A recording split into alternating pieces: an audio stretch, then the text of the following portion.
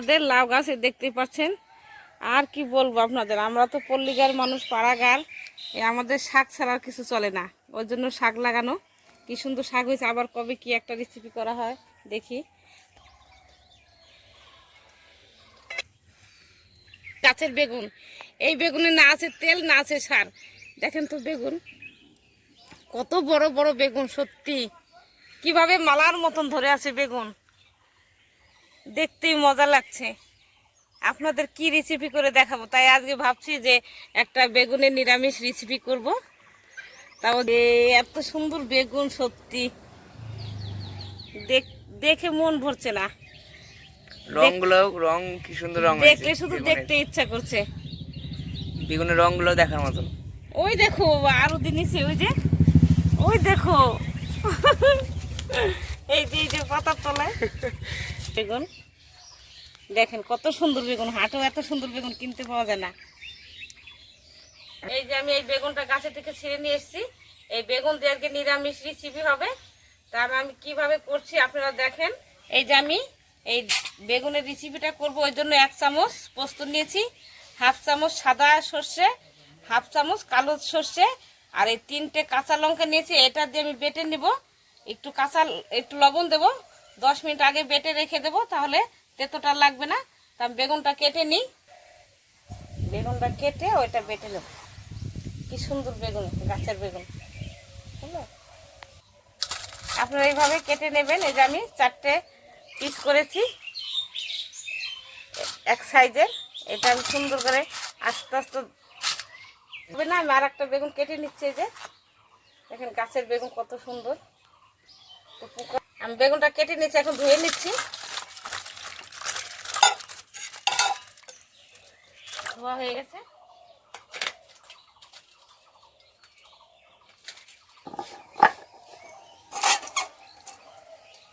আমি সরষেটা দিয়ে কাঁচা ঝাল দিয়ে বেটে নিচ্ছি, একটু লবণ দেব।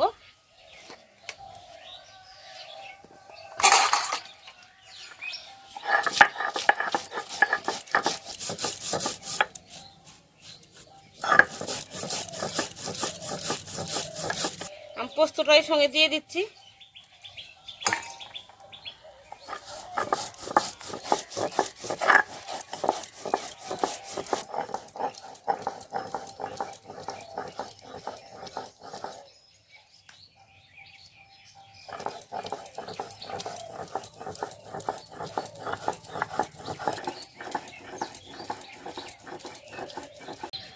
আমি লবণ দিয়ে হলুদ দিয়ে মেখে নিচ্ছি।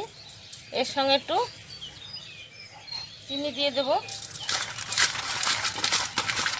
মেখে নিই লবণ দিয়ে, চিনি দিয়ে, হলুদ দিয়ে।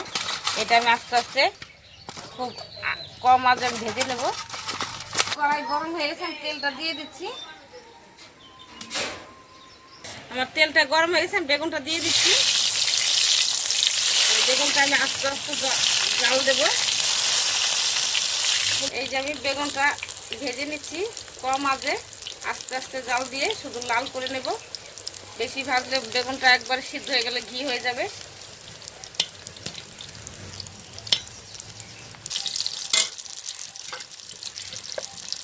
এই যে আমার বেগুনটা খুব সুন্দর করে ভেজে নিয়েছি লাল করে।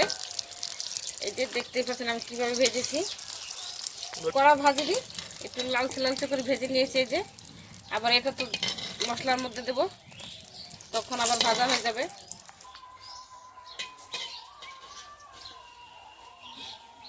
ঠিক কিছু দেবো না, একটা শুকনো ঝাল, অল্প কিছু কালো জিরে,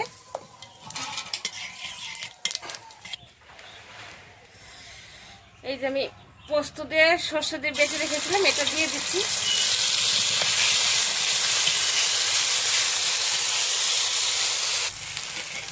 হালকা করে অল্প হলুদ দিয়ে দিচ্ছি, কাশ্মীর লঙ্কা গুঁড়ো,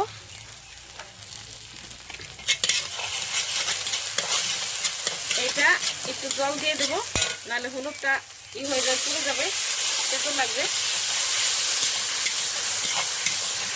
একটু জল দিয়ে দিচ্ছি আমি, বেশি জল দেবো না, এটা গা মাখা মাখা হবে। ভাজা বেগুন, বেশি জল দেবো না। এই যে একটু লবণ দিয়ে দিলাম, 3টে কাঁচা লঙ্কা, হালকা করে চিনি, আমি এই মশলাটা 2 মিনিটের মতন ফুটিয়ে নিই। মশলা দিয়ে যে এটা জলটা ফুটানো হয়ে গেছে, এখন আমি বেগুনটা দিয়ে দেবো। আমি এটা দিয়ে বেশি জাল দেব না, কিন্তু বেগুনটা গলে যাবে একবারে।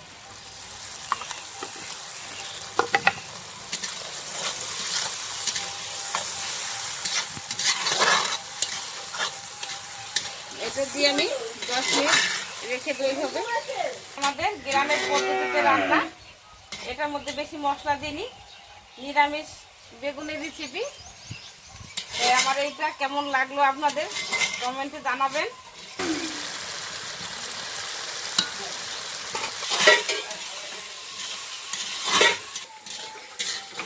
আমার এই বেগুনের রেসিপিটা হয়ে গেছে, আমি এখন নামিয়ে নেব।